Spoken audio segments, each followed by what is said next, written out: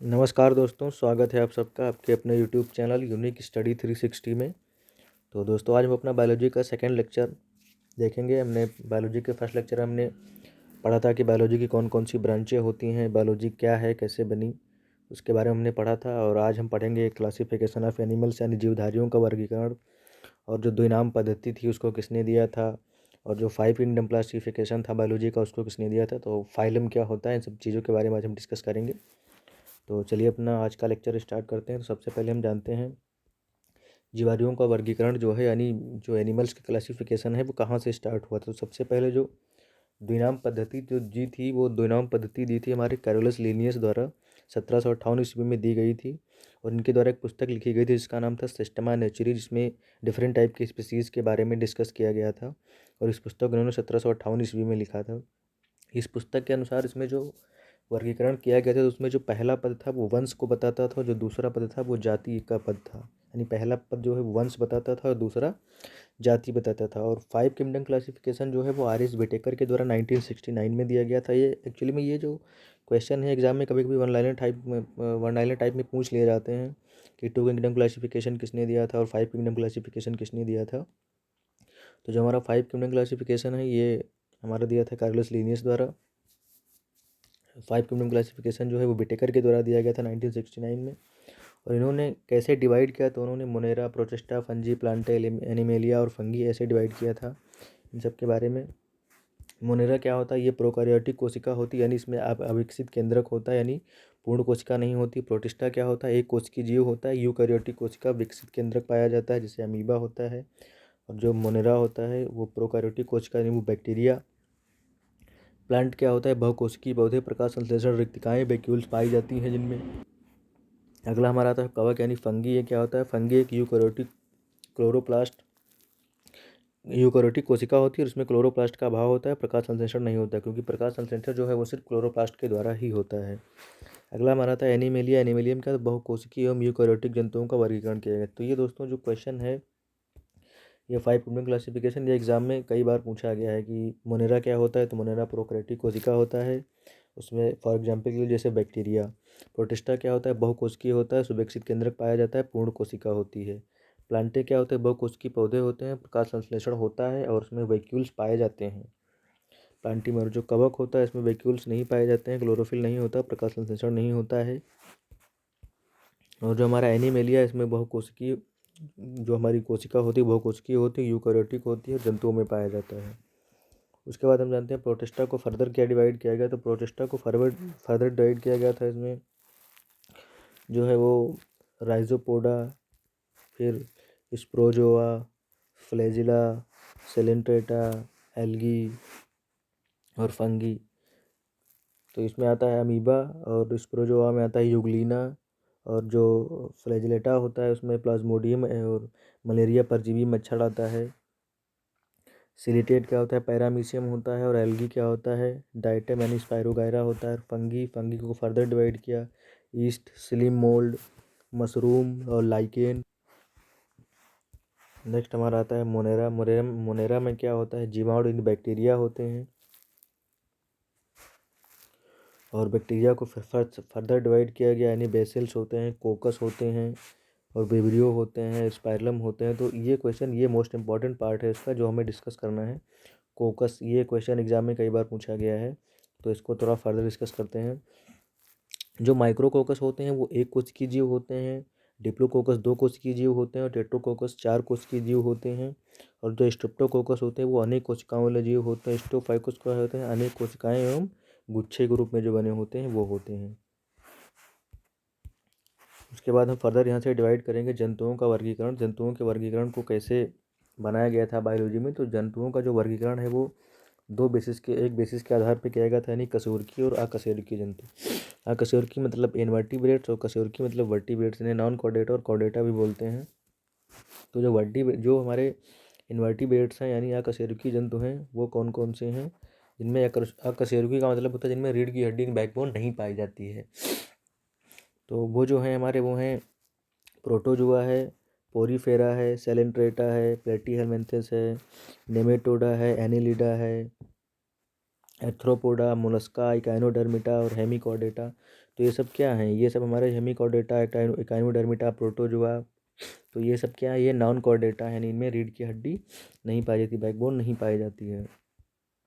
फिर हम जानेंगे कि कॉर्डेटा क्या होता है, कशेरुकी जंतु क्या होते हैं, कशेरुकी क्या होते हैं, जिसे डिस्कस मच्छी और फिर हमारा आता है टेट्रोपोडा, यानी टेट्रोपोडा क्लास होता है। टेट्रोपोडा क्लास के अंदर क्या क्या आता है, इसमें आते हैं एम्फीबियन यानी उभयचर, रेप्टाइल्स यानी सरीसृप जो रेंग के चलते हैं, एप्स यानी पक्षी वर्ग, और मेमेलियन यानी स्तनधारी। मेमेलियन कौन कौन से आते हैं, तो प्रोटोथेरिया, मेटोथेरिया और यूथेरिया वाले आते हैं।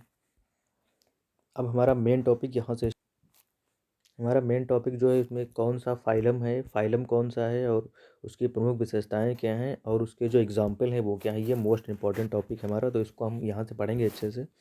तो फाइलम क्या होता है, प्रोटोजोआ। प्रोटोजोआ के फाइलम के अंदर क्या होता है, ये प्रथम जीव है और इसकी प्रमुख विशेषताएं क्या है, ये एक कोशिकीय होता है, सूक्ष्मदर्शी जंतु होता है, बिना सूक्ष्मदर्शी किसको देखा नहीं जा सकता, जल, मिट्टी और सड़ी गली कार्बनिक वस्तुओं में स्वतंत्र जीवी या परजीवी की भांति उपस्थित रहता है। उदाहरण यूग्लिना, अमीबा, पैरामीशियम और प्लाज्मोडियम। तो ये एग्जाम में क्वेश्चन पूछा जाता है कि यूग्लिना, अमीबा, पैरामीशियम और प्लाज्मोडियम किस फाइलम के अंतर्गत आते हैं, तो ये प्रोटोजोआ के फाइलम के अंतर्गत आते हैं। प्रमुख विशेषताएं इनकी क्या होती है, एक कोशिकीय होते हैं, इनको बिना सूक्ष्मदर्शी के देखा नहीं जा सकता, सड़े गले कार्बनिक पदार्थों में पाए जाते हैं, स्वतंत्र परजीवी के रूप में उपस्थित रहते हैं।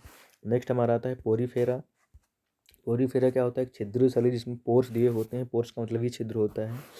और ये फाइलम है, इनकी प्रमुख विशेषताएं क्या हैं, संपूर्ण शरीर में छोटे छोटे छिद्र बहुकोशिकीय जंतु होते हैं, ऊतकों का अभाव होता है, अधिकांश जंतु समुद्री देशित में नाल प्रणाली यानी कैनाल सिस्टम पौधों की भांति शाखाओं वाले पौधे होते हैं।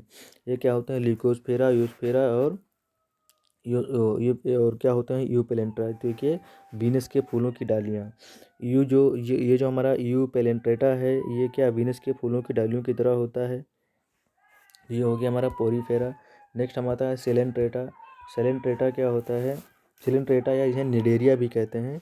ये क्या होता है, एक बहुकोशिकीय और ये क्या होता है, एरियल सेमेट्री, यानी शरीर में सेमेट्री होती है, इसके आधा भाग बीच से काटने पर दोनों को एक तरफ की सेमेट्री होती है। जलीय जंतु होता है, ऊतक पाए जाते हैं, शरीर का संगठन होता है, शरीर द्विस्तरीय देह गुहा सेलेंट्रेटा पाया जाता है। ये क्या होता है, हाइड्रा जो जलीय पौधा होता है, वो किसका एग्जाम्पल है, सेलेंट्रेटा का एक एग्जाम्पल है। फिर नेक्स्ट आता है प्लेटी हेलमिंथेसिस। प्लेटी हेलमिंथेसिस क्या होता है, ये एक परजीवी जंतु होता है, चपटे फीते कृमि का आकार का होता है, शरीर को त्रिस्तरीय भाग में रहता है, अंग तंत्र उपस्थित पोषक से चिपकने हेतु चूसकांग, श्वसन एवं रुधिर प्रसंचरण तंत्र। यानी ये जो प्लेटी हेलमिंथेसिस होता है, जो हमारे हाथ में फीता कृमि पाया जाता है, वो प्लेटी हेलमिंथेसिस का एक ही रूप होता है, जिसे फैसियोला हेपेटिका और टीनियोसोलियम। टीनियोसोलियम क्या होता है, हमारी आंत से चिपककर जो हमारे पोषक तत्व उनको खा जाता है और शरीर जो है दुबला पतला होता है, तो वो टीनियोसोलियम किस फाइलम के अंतर्गत आता है, तो वो प्लेटी हेलमिंथेसिस के अंतर्गत आता है। नेक्स्ट हमारा आता है एनिलिडा। एनिलिडा क्या होता है, एनिलिडा का शरीर जो है बेलनाकार होता है, खंडों में विभक्त होता है और वास्तविक देह गुहा होती है, विशिष्ट श्वसन अंग अनुपस्थित होता है, रुधिर प्रसंचरण तंत्र विकसित होता है, उत्सर्जन है तो निफ्रीडिया उभयलिंगी या एक लिंगी होता है। और इसका एग्जाम्पल क्या है, नेरिस हुआ, केंचुआ हुआ और जोक हुआ, ये सब किस में आते हैं, ये सब एनिलिडा में आते हैं। नेक्स्ट हमारा आता है आर्थ्रोपोडा। आर्थ्रोपोडा जो है संसार का सबसे बड़ा संघ है, जंतु संघ है, इसमें 80% जंतु आते हैं। इसमें क्या होता है, संयुक्त उपांग बनते हैं, काइटिन का बना बाह्य कंकाल होता है, कंकाल त्यागना मोल्टिंग होता है, खुला रुधिर प्रसंचरण तंत्र होता है, श्वसन हेतु कुलोम या फुफ्फुस, शरीर, सिर, वक्ष या देह उदर गुहा पाए जाते हैं। इसमें क्या होता है, जैसे रेशम का कीट हुआ, एपिस एकिडना हुआ, मधुमक्खी हुआ, लसीफर और लाख कीट, ये सब किसके अंतर्गत, ये सब आर्थ्रोपोडा के अंतर्गत आते हैं। नेक्स्ट हमारा आता है मोलस्का। मोलस्का क्या होता है, शरीर कोमल, श्लेष्म से तर खंडरहित, कैल्शियम कार्बोनेट का बाह्य कंकाल, सिर पर नेत्र एवं स्पर्श प्रसंचरण पाया जाता है। इसमें कौन कौन से आते हैं, फाइला हो गया, घोंघा, सीपिया, कैटल फिश, ये सब किस में आते हैं, सब मोलस्का में आते हैं। फिर नेक्स्ट हमारा आता है इकाइनोडर्मेटा। इकाइनोडर्मेटा क्या होता है, कंक्रीट त्वचा होती है और ये सिलेम युक्त समुद्री जंतु होता है, कंकाल बाह्य होता है और आहार नाल होता है, उत्सर्जन तंत्र अनुपस्थित होता है, तंत्रिका तंत्र अल्प विकसित होता है, नर मादा अलग अलग होता है। इसमें कौन कौन से आते हैं, इकाइनोडर्मेटा में कौन कौन से आते हैं, स्टार फिश आता है, सीरेडियम आता है, तो ये सब किस में आते हैं, ये इकाइनोडर्मेटा में आते हैं। फिर हमारा आता है हेमिकॉर्डेटा। हेमिकॉर्डेटा समुद्र के किनारे सुरंग बनाकर रहने वाले जो जीव हैं वो हेमिकॉर्डेटा के अंतर्गत आते हैं। इसमें क्या होता है, जीभ क्रम यानी टंग यूरियम और बैरिलोसिस, इसमें किस में आते हैं, ये हेमिकॉर्डेटा में आते हैं।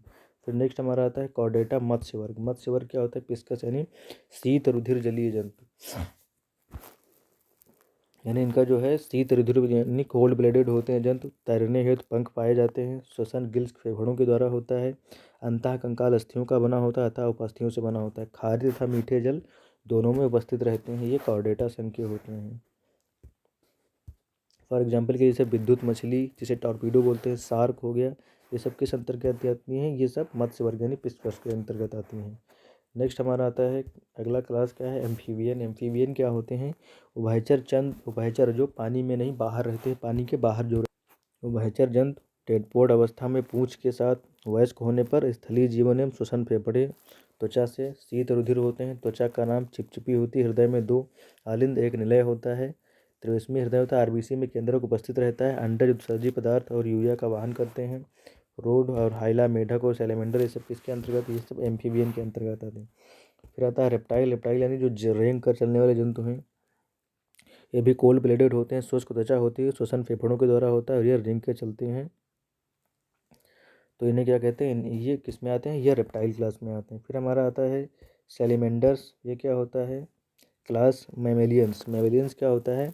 स्तन ग्रंथियाँ पाई जाती हैं। बच्चों को दूध द्वारा पोषण दे सकते हैं। गर्म खून होता है। शरीर पर बाल होते हैं। बाह्य कर्ण, हृदय में 4 कोष्ठक, ये सब किसके? ह्यूमन बींग के लक्षण हैं। इसमें क्या आता है? तो सब क्लास इसका जो होता है, इसमें सरीसृप जैसे लक्षण, स्तनांगों तथा कर्ण पल्लवों का अभाव, तो उसमें क्या आते हैं? ये स्प्रोटेटा में आते हैं। फिर आता है मेटाथेरिया। इसमें क्या? अल्प विकसित बच्चे पैदा करते हैं। तो दरगुहा में स्थित शिशु धनी बच्चों का विकास, ये किसमें होता है? ये कंगारू में होता है। ये कंगारू में होता है। और फिर हमारा आता है यूथेरिया। यूथेरिया क्या होता है? उच्च सूनी बाह्य कर्ण भ्रूण गर्भाशय में विकसित प्लेसेंटा पूर्ण विकसित स्तन ग्रंथियों में चूचक। एग्जाम्पल क्या होता है? कुत्ता, भेड़िया, खरगोश, बंदर और मनुष्य सब किसमें आता है? यूथेरिया में आते हैं। तो दोस्तों ये था हमारा बायोलॉजी का नेक्स्ट पार्ट। इसके बाद हम बायोलॉजी में हम नेक्स्ट लेक्चर जो है वो नेक्स्ट डे मिलेंगे आपके साथ लेकर के, जिसमें बायोलॉजी का 3rd लेक्चर हम कंप्लीट करेंगे। और बहुत जल्द ही हम बायोलॉजी को ख़त्म करेंगे, क्योंकि बायोलॉजी हमारा अभी ये दूसरा लेक्चर है। तभी 8 से 10 दिन में हम बायोलॉजी ख़त्म कर देंगे। उसके बाद हम नेक्स्ट लेक्चर जो है अपना वो केमिस्ट्री स्टार्ट करेंगे। तो दोस्तों अगर वीडियो अच्छा लगा तो वीडियो को लाइक और चैनल को सब्सक्राइब जरूर करें। मिलते हैं नेक्स्ट टॉपिक के साथ। तब तक के लिए जय हिंद।